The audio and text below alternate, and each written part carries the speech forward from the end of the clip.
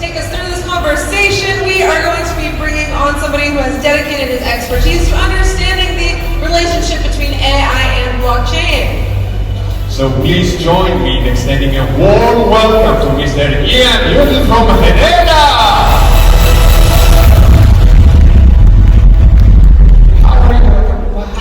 We don't have a ramp. We need a ramp. How are we gonna do this? Independent tech entrepreneur for over 20 years in the Silicon Valley.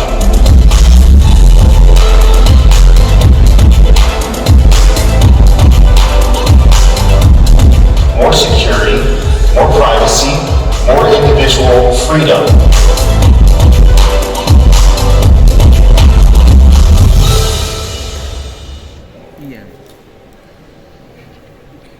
Well, hello everybody. It is so good to be back here at Philippine Blockchain Week, and this time I'm floating on the Electric Dragon. I tried to get this board here last year. Unsuccessfully, I tried to set one of my boards here. This year, still was not able to. You know, one of the things we're talking about right now is the future. The future of blockchain and AI collaboration. I would like to think that people will use a device like this in the future. This board has nothing to do with AI or blockchain, but it makes me have a happy heart. And I figure if I'm a happy person, then we'll have a lot more fun together. So, thank you for giving all of the speakers your attention. You know, so many of us come from around the world, many, of course, are local, and we pour ourselves into something to prepare for you, to give you what we know. I have been speaking at AI events and blockchain events now for almost a decade. I decided that I needed to learn what was going on. So what I did in 2017 is I started hosting blockchain events and AI events separately because they weren't really connected to one another. I started to host these at Twitter's headquarters in 2017. And what that allowed me to do was to invite all my friends to come tell me what was going on with their industry. Now at this point, there was no OpenAI and ChatGPT or Midjourney with the AI craze. I mean, if anything, Amazon Alexa, Google Assistant, Apple Siri, Samsung Bixby, that was kind of the one and only thing that people considered when it came to AI. As far as blockchain, it was really just Bitcoin as an alternative to transacting compensation with one another. Ethereum was just kind of coming on the scene. Now all of a sudden we have these ICOs built on the ERC20 platform, and now all these different startups are just saying, hey, we have an idea on how to build on top of this Ethereum network, and that started to open people's minds to what I'll call boring applications of blockchain, right? Boring applications, the things that matter most. Our ability to transition passports, driver's licenses, deeds for houses, our car pink slip, the membership to that club, the restaurant receipt, the hotel receipt, for us to transition this manual process that's slow with no trust, and to actually move that over to a trustless distributed ledger network. Now, when I really wrapped my head around the future of media, I never once thought it's all about blockchain. This is it. This is the tech for the people, by the people. This is the Rebel Alliance, right? For any Star Wars fans out there. These are the people that are going to change the world. And those people, those AI people, those Amazon Alexa, Google Assistant, Apple Siri, trillion-dollar market cap people, that over there, that's the evil empire. I never thought that. I didn't think AI was the evil empire. I thought AI was the most important part to actually have as an interface for people. You know, it's one thing to have great technology kind of working for us in the middle. But what I recognize is it took both this distributed ledger, independent, decentralized approach of blockchain technology to run everything, as well as this AI element, these large language models that allow us to create audio and visual and video, allow us to talk to computers. You know, so many of us are so fortunate that we have thumbs to press the glass. That we have fingers to type on the keyboard. How about those that are not capable? You know, many of us know English, which is at least one of the most well-known languages that allow people to communicate with one another. Well, how about those that don't speak a major language? You see, AI was always the promise of an interface that allowed traditional, boring media applications to actually have an ability for people to not fingers on a keyboard, thumbs on glass, but just speak to a machine, have the machine speak back to it. You see, this was the promise of the future. And you see this throughout all of the inspirational movies that we've all watched together, right? You see these inspirational movies and you kind of get a glimpse in the Jetsons cartoon, or you might even get a glimpse in some of the dystopic films like Blade Runner or Terminator. Now, they might be there to kind of scare you, give you anxiety, but ultimately, what you really see in these altered carbon type stories is this thought in, Minority Report. Tom Cruise's character walks into the room and he says something, and now the house knows that he's home. And the house knows what he wants, and so the meal's prepared for him. And the house knows he wants to watch the film with his daughter, with his child and his wife, and that comes on.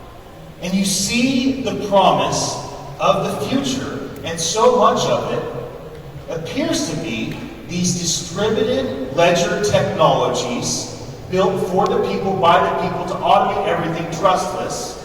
And these large language models, these AI-based systems that would allow humanity to not be limited to only interacting with applications using something as archaic as a couple of thumbs. So for a moment, take that in. Realize that people in the AI space want you to focus exclusively on whatever's hot in that moment. So they'll talk bad about how terrible Siri, or Alexa, or Assistant, or Bixby are today. And they'll say, but you know what's great? Midjourney is great. DALL-E's great. This new AI application built on OpenAI, this is great. But what happens in 5 years? Well, that technology, that's terrible now. Now the new thing's great. And they're always trying to kind of push this new hot thing in order to get you to be a consumer and to lean in and tell their story. The same thing goes with blockchain. Right? 10 years ago, it's Bitcoin. Everybody needs to get Bitcoin. Bitcoin, it's the money for the people, by the people. It's going to take the system down. And then it's Ethereum. And that's the layer 2s. And that's NFTs. And what happens is the media and marketing teams, they're going to constantly try to pull your attention to one industry and to the hot product in that industry. What they'll do is they will speak badly about what's just was hot, even though they were all about that. My favorite thing is when my friends are blockchain people pushing their ICOs, and then no, that's not good anymore. Okay, now they're AI people, right? Now they're talking all about voice in the interface. No, that's not exciting. So now they're NFT people. And that's what they're all about. They're the new NFT consultant. Okay, NFTs aren't it. Now I'm an OpenAI person. And I'm going to tell you all about how to use ChatGPT. Pay attention to how people are doing these things. So when you hear the world try to pull your focus to one industry, AI or blockchain, to one expression of that industry, whether it be an ICO for a token offering or NFTs, whether it be voice as an interface or the new text-to-image, ask yourself, why is this organization, why is this person trying to convince me that this is the most important thing, that this is the most important technology?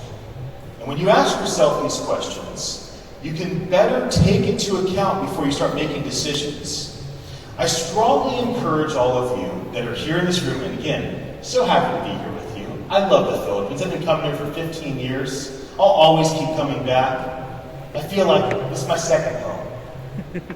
But also for those that are watching on the video, I know you're there in the future. Welcome to the party. For all of you, you need to understand the need for pace. Right? There's a lot of things we don't rush into in life. We don't rush into financial decisions most of the time. We shouldn't. Or relationships. Or a new spiritual paradigm. We don't rush into a lot of things. We have a tendency to kind of take our time. And I encourage you, don't be worried about the AI boom passing you by. Machine learning, artificial intelligence, as marketing teams want us to call it. It will be here for the long haul. It will be the interface by which you interact with technology. It will save you and your peers and your friends tremendous amounts of time. It will be a driving force that allows all of humanity, including the 3 billion people that don't yet have the internet, the 3 billion people that make less than $2 a day, it will empower them to make a living and to thrive as all of humanity rises as the tide rises. And AI is a big part of that, as is blockchain. So today, after my exciting introduction with all of my passion, trying to wake you up and draw you in, I now will talk about something that the team at Hedera has been working on. So, what you see here is Hello Future. Now, here's the story behind Hello Future. Mance and Lehman, the founders of Hedera, that was their slogan. Now, it was the slogan of my company called Attention Live. And I remember 2019, I'm in Las Vegas, and I see some homies walking by with Hello Future t-shirts, and it was that right there, that font. And it was, I thought, somebody has my shirt on. Hey, where'd you get that t-shirt at? And they over the Hedera booth. And that was my introduction to Hedera. Now at that time, this organization, Hedera, was really kind of built a private blockchain for the enterprise by the enterprise. Now today, it's a public blockchain that I'll talk a bit about that. What I really want to talk about when it comes to Hedera is not that Hedera is the only solution or the best solution. I mean, certainly, because I'm part of the team and because of just science and data, there's a lot to be said for what Hedera can bring to the table. But the purpose of this is so I can talk to you about some of the large enterprises that are innovating currently and inspire you to think about how organizations in Southeast Asia and Philippines can also be thoughtful of innovation around both AI and blockchain. So let's go ahead and get started. We're going to start with the governance law. If you were here yesterday, I talked a bit about this. What you see are logos on a screen. That doesn't really mean anything. Here's what matters. These 29 companies are the council members that make decisions. So when you think about governance, you think about democracy. Everybody decides together. Well, that's really slow. You can trust them, but it's really slow. So then you think about dictatorship. Okay, one person makes a decision. You can't really trust them, but things happen fast. And then a lot of times people say, well, is anarchy the way? That's what we should do, anarchy. Well, there's no trust. There's no decision being made. It just says that we want no leadership. So what Hedera decided for governance is why don't we have the council of the few? The Googles, the IBMs, the LGs of the world to come together to make commitments to run this distributed ledger technology network so that we can ensure uptime, speed, cost effectiveness, ecological friendliness, and decentralization.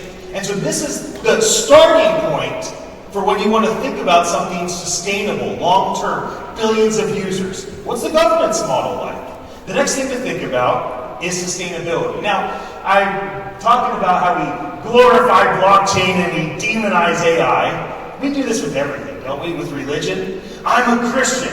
Well, I'm a Catholic. You know, it's like people that love Jesus can't even get along. You know, I'm a Muslim. I'm a Buddhist. It's just like people just seem to always find a reason to fight. It was politics, right? In America, it's Democrats and Republicans. In the UK, it's the Labour Party, the Conservative Party. They have their own news networks, and they always are glorifying themselves and demonizing the other. But one issue with sustainability is that there has been this sense of people making more out of it than maybe needs to be. Okay, the world's going to end, the climate's all that matters. Oh no, that's all propaganda. We know nothing, that doesn't matter at all. I mean, it's somewhere in the middle, isn't it? We should try to focus on sustainability, we should try to focus on the environment, maybe not make it all that matters to us, but this is something that we focused on at Hedera. As you can see, Bitcoin uses a tremendous amount of energy, as does Ethereum. You also see up here Visa. Now, Visa was the inspiration for our governance model at Hedera. We saw that Visa basically was the conglomerate of all the large investment and finance companies to come together as a council of the few to make decisions at speed to get things done in the finance world. But if you look at Visa, which all of us use, every hotel, every restaurant, nobody complains, nobody moans about it being 1,000 times more energy being used for a transaction on Visa than on Hedera. So if we want sustainability, and if there's a reason to tie AI development into distributed ledger technology, then we might want to be thoughtful about not just the governance model, but also the sustainability model. Finally, we have the innovation, the actual technology that's before us. And what you want to see is it's not just about good governance or sustainability.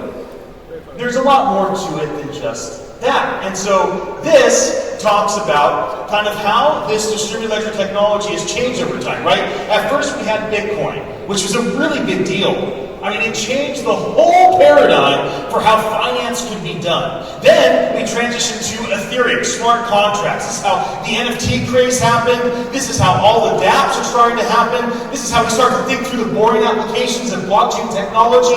AI companies start thinking, okay, well, if we tie into the Ethereum network, it's too expensive, but how about a second layer network? We can use Polygon or Immutable or one of these, and then we can actually prove. We have immutable proof of what's on there. How do we protect content creators? So that way, anytime somebody uses their content, AI proves on the blockchain. And people start thinking through these different ideas. So what Hedera's done is put together a blockchain that is very fast, ecologically friendly, very inexpensive because our pricing is frozen. It's at a fixed fee. Rather than Ethereum pricing go up and down, right? If the gas fees are high, it's too expensive. Well, you can't really scale a business like that. You can't scale an AI startup like that. And so I tell you these things about Hedera as a starting point. Now, what I want to talk about is the accelerator at Hedera. Now, Hedera is not a company. I'm the chief of staff at Hedera Hashgraph LLC, where we have our general counsel and our finance team. We have our chief policy officer working to work with policymakers to say, hey, how can we make better policy? Our chief regulation officer saying, hey, how do we stay in compliance? How do we do things legally, do things right so that everybody that counts on our network can be, have it there for them. Our chief open source officer, how do we work with developers and empower them to kind of create in our system?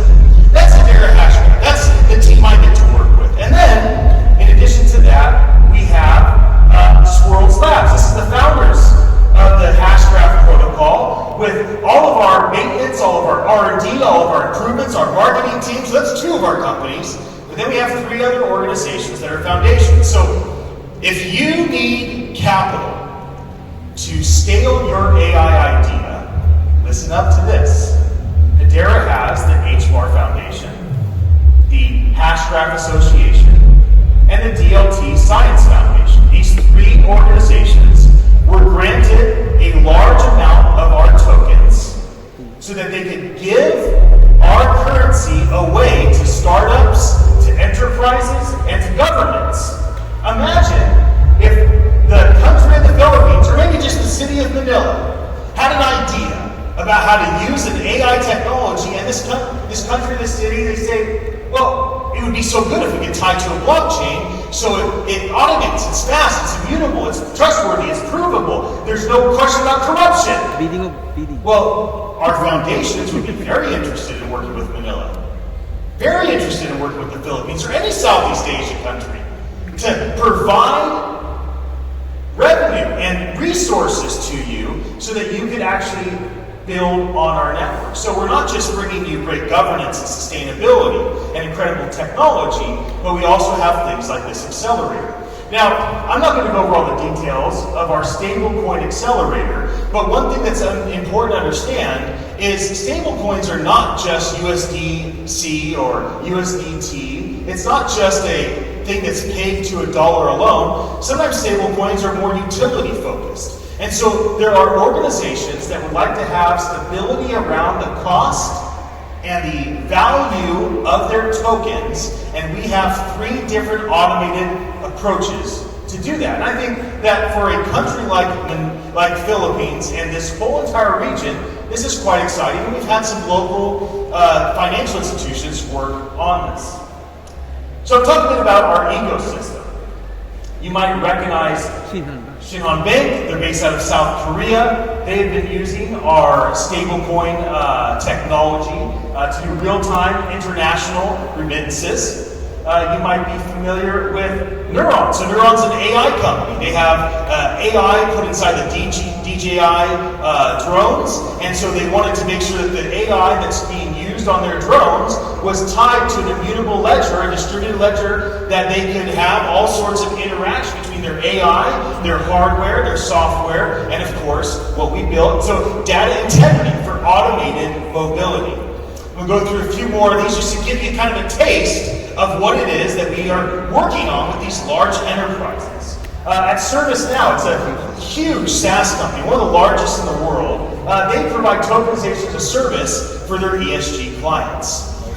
Another one is DLA Piper, one of the largest law firms in the world, and they've looked at how they can do tokenization in compliance with all governments that's possible around the world, and they want to tokenize real-world assets, right? Like, I came out here, I talked about passports, I talked about real estate, I talked about cars, I talked about memberships. I mean, how many of you have paid for a membership and you don't need it anymore? The golf club, the country club, the restaurant, this hospital membership, and then you leave, and now you don't need it. Well, too bad for you. But if it was on the blockchain, then you could just transfer that membership to somebody. I mean, why are we using title companies to transfer real estate from one to another? Why are we using DMVs in America to transfer cars from one to another? Why don't we just make an agreement? I want to sell you my car. You can have my car, you give me money, and there's no middleman. That's what we're talking about when we talk about tokenizing real-world assets. And think about all the AI companies that are working to automate these boring things. But the AI automating this manual process is not enough. You ultimately want to have the ability for a trustless, guaranteed, dependable, distributed ledger that allows you to know that between a person and a person, or a person and an organization, or two institutions, that what they say they're doing is actually followed through, and a distributed ledger allows that to be true. Finally, LG, another company in South Korea, and so we're turning the TVs into art galleries for an NFT platform. It's one of the most exciting organizations that we provided a lot of support and resources to, so they can really attack this idea. And then you start to think, what else can come of this? Like, what can come with all of your AI ideas? You back there in the future, all your beautiful AI ideas. Is it good enough just to have great AI? Or maybe, just maybe, would it help to have an ecosystem like this, where you know that there's all this innovation, right? We have our governing council, our ecosystem, and our applications, all the different types of organizations that are building inside of our ecosystem. And so the reason why I bring this up is that oftentimes, great startups with great ideas, they don't think how to go from the first 100 customers to 5 billion. They think how to go from the first 100 customers to the next 1,000, to the next 10,000, then to exit, only to leave their customers and their legacy wanting. If you are an innovator, and if you intend to build great technology, and you want that technology to be trustworthy, I strongly encourage you to look into distributed ledger technology and think through how can AI and blockchain collaborate to bring the best of both worlds, and then really, how can the Philippines as a country and all of you beautiful people be a part of leading that effort? And let me just say this. I felt since I came 15 years ago here, I felt that this region has the greatest potential with future technology. You know, if there's amazing automation that happens with AI or blockchain, in America or in the most wealthy parts of Europe or the most wealthy parts of Asia or in any area. The impact is low, right? I mean, what's going to happen? We're going to save a little time, make a little more money. But what happens when automation hits the region of Southeast Asia, especially not just in the city of Manila, where 25 million people live in this metro area, but how about all the outer lying islands? How about when Starlink or some other satellite starts to provide high-speed internet to everybody for free? How about when one of these large companies start to send everyone rings, watches, glasses, headsets, so that they can communicate with the internet freely? And when there's no longer anything that keeps the average human from having the equal opportunity, and we see that with a cell phone, don't we? Like, it doesn't matter how poor a person is, or how much of a struggle they have, it's like every human seems to have access to a cell phone at this point. And that's a huge innovation. But what happens when AI becomes the interface? What happens when blockchain becomes the anchor that runs everything? All of a sudden, this might mean that for certain people in Southeast Asia, you're talking about a 10x, a 100x impact on their ability to generate revenue and to thrive as a people group. And I would wish that for nobody more than I would wish that for your people. I have more time, and believe me, I can talk. I can come up with things to say. That's easy for me.